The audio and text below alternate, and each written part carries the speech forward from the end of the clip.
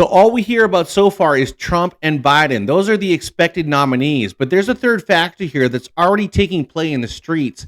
I'm predicting right now on this show that it's not going to be a two-man election. It's going to be a three, if not four-man election. Let's get into it. So first we get into RFK. Now, you've already probably heard that RFK is running for president. RFK has a long bloodline in the Democratic Party. His uncle was the president of the United States, John F. Kennedy. Here's RFK running as a Democrat. I've come here today to announce my candidacy for the Democratic nomination for President of the United States. So RFK decided to run as a Democrat for obvious reasons, but the DNC wasn't giving him a fair shake in his mind, and I happen to agree with him. Let's check out what happened to RFK as he ran as a Democrat. The DNC has been very public, although its charter requires it to be neutral in presidential campaigns. It's been very open about the fact that it has its candidate. It does not. It's irritated that it has to have a primary. So the DNC decided right before they had any primary, which is like very rare, that Joe Biden was going to be the candidate and they weren't going to have a primary and they weren't interested in any other candidates. Let's keep going. Season at all. In fact, they're talking about actually trying to make me and Marianne Williamson pay for the primaries. So they're actually trying to make RFK and any other primary candidate that wants to run against Biden pay for the primary themselves, which is unheard of. Let's keep going. Because they consider it an unnecessary process. So the DNC doing everything they can to ensure that Joe Biden will end up being the next candidate, not only trying to make the primary candidates pay for their own primary, but Joe Biden lost Iowa and lost New Hampshire last time in the primaries. So here's what they're doing to change the rules on the streets. Let's check it out. He came out, I think, fourth in New Hampshire and fourth in Iowa. So those primaries have essentially been kicked out of the process. So if I go into New Hampshire and I go into Iowa, which I have, if I set foot in the state, they now have a rule that no voter who votes for me in the state, that their vote will be counted. So they've now told the primary candidates that they need to pay for their own primary. And because Joe Biden lost Iowa and New Hampshire last time, they've restructured the whole thing there so that any votes for any other candidate in New Hampshire or Iowa won't be counted and will go directly to Joe Biden. Now, they've also exploited another loophole, which I can't believe is legal. Let's check it out. They've also they've provided for President Biden this giant loophole, which allows him to raise $750,000 per donor when I am restricted under the FEC rules to $6,600. So the thing about it is each individual candidate has to raise his own money and get his own budget going. But if you're the DNC's candidate, you can now run on the DNC's campaign money, which is far beyond anything any other individual candidate has. So on top of that, the media has completely ignored RFK. Let's check it out. The Republican campaigns are sucking up all of the oxygen because there is an actual primary, whereas the Democrats don't have one. Yeah. Republican candidates are spending. Should have one? The Democrats? No, because there's nobody running against Biden. So I mean, so who is he going to? I guess the question is, who's he going to debate with? Casper the Friendly Ghost. So RFK, being as determined as he is, finally decided he had enough and was going to do the unthinkable. Let's go forward. I'm here to declare myself an independent candidate. So he's running as an independent. Up until now, everyone's always said that running as an independent is a spoiler bid. Let's hear what RFK is all about. An independent candidate for President of the United States. That's not all. I'm here to join you in making a new Declaration of Independence for our entire nation. We declare independence from the corporations that have hijacked our government. And we declare independence from the Wall Street, from big tech, from big pharma, from big ag, from the military contractors and their lobbyists. And we declare independence from the mercenary media that is here to fortify all of the corporate orthodoxies from their advertisers and to urge us to hate our neighbors and to fear our friends.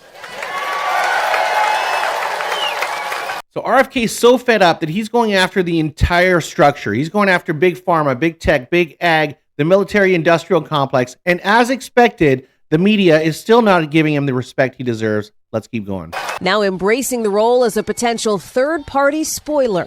They always refer to me, my first name is long shot candidate. So the media is still not taking him seriously, is saying he's going to take votes away from Trump. He's going to take votes away from Democrats. Here's what RFK has to say about that. The Democrats are frightened that I'm going to spoil the election for President Biden. Republicans are frightened that I'm going to spoil it for President Trump. The truth is, they're both right. My intention is to spoil it for both of them. Now, despite the media giving him no attention, now, if all you do is watch cable news, you're not hearing about RFK. But I went to his website today, and the man is doing 10 to 12 campaign events per city that he goes to per day. He's working his tail off, and it's working to the point where he's now got numbers that both contenders need to be concerned with. And this is what I think is going to be the X factor in the next campaign. Party candidates could prove to have a major impact in this next presidential election. Robert F. Kennedy Jr. is polling higher than any independent or third-party candidate in more than 30 years. According to a recent New York Times Siena College poll, RFK Jr. is raking in as much as 25% support. So RFK is now getting up to 25% support in all the major swing states, which is honestly not too far behind Trump and Biden. Let's check out the polls. He actually has a chance to win the presidency. The poll has RFK at a whopping 24%, well within striking distance of both Trump and Biden. So 24% for RFK, 35 for Trump, 33 for Biden. All right, now this is where it starts to get a little bit crazy. With voters from age 30 to 44, he's actually beating Trump and Biden by 1%. And with voters from the age of 18 to 29, he's actually beating them by 4 and 5%. All right, now regardless of the media not paying any attention, those are numbers you just can't ignore. Now there's another candidate that's going to blow the lid off this whole thing, which I'm going to show you in a second. Now if you haven't done so by now, make sure you hit that subscribe button. Let's move forward. All right, now this is a candidate I'm only going to spend about 10 seconds on because I don't really think he has a chance. I'm going to get into Joe Manchin in just a second, but let's have a look at Dean Phillips because what it does is adds pressure to the DNC to have a primary. If this election was held today, President Biden would lose. The only person playing into Donald Trump's hands right now, I'm sad to say, is President Biden. That's why I'm running. Well, I would, of course, expect him to debate me. All right, now, Dean Phillips, don't hold your breath on that primary, but this next potential candidate is going to add pressure to this political earthquake that I'm predicting is coming in this next election. Here's Joe Manchin. Let's check it out. I've made one of the toughest decisions of my life and decided that I will not be running for re-election to the United States Senate. But what I will be doing is traveling the country. Okay, so let's just back up there for a minute. Joe Manchin, who's been in Congress since 2010, is no longer going to run for the U.S. Senate. Now, he's the deciding vote in the Senate. He's what's keeping Democrats in power. Now, Joe Manchin, like any other politician, wouldn't be making a move like this and giving up power if it wasn't for something big. Now, Joe Manchin is a highly respected politician. People are discounting it right now, but they shouldn't. I think it's going to be a political earthquake, as I've told you. Let's keep going. But what I will be doing is traveling the country and speaking out to see if there is an interest in creating a movement to mobilize the middle and bring Americans together. So Joe Manchin hasn't officially declared his run for presidency. What he's basically saying there is he's on an exploratory campaign. He's going to go out and seek the middle because, like I said, he's a centrist. He doesn't agree with the far left. He doesn't agree with the far right. Similar to an RFK movement, the difference here is that this is a well-seasoned politician and not somebody that should be discounted. So No Labels is actually an independent party, and Joe Manchin's been involved with them for a long time, although he's a Democrat. Now they're finally starting to make their move. Joe Manchin recently went to a couple of No Labels conferences, which kind of perked up the eyes of the Democrats. Let's check out those conferences. I've been in races to win, and if I get in a race, I'm going to win. Manchin attended a town hall Monday night in New Hampshire, an early primary state. It was hosted by No Labels, a political party considering mounting their own candidate for the 2024 presidential election. I'm the most independent Democrat you've ever met. So Joe Manchin, teasing a run as a centrist candidate running down the middle, is pulling no punches when it comes to Donald Trump. Let's check out what he has to say about Trump. The country would be in a horrible situation, challenging our democracy if he got reelected. All right, now he's also not holding back when it comes to Biden. On President Biden, he's not the person we thought that was getting elected, being a centrist and moderate. He's been pushed so far to the left.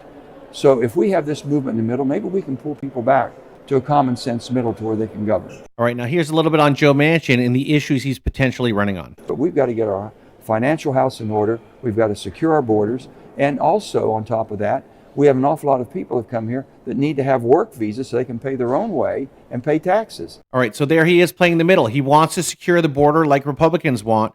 He also wants to allow immigration like Democrats want, but he wants to do it in a common sense fashion. Let's hear what else he has to say. Let's talk about your views on President Biden now. You have said he goes too far left. What makes you say that? What specific policy Well, basically, or I can legislation? talk about energy because it's to the point now.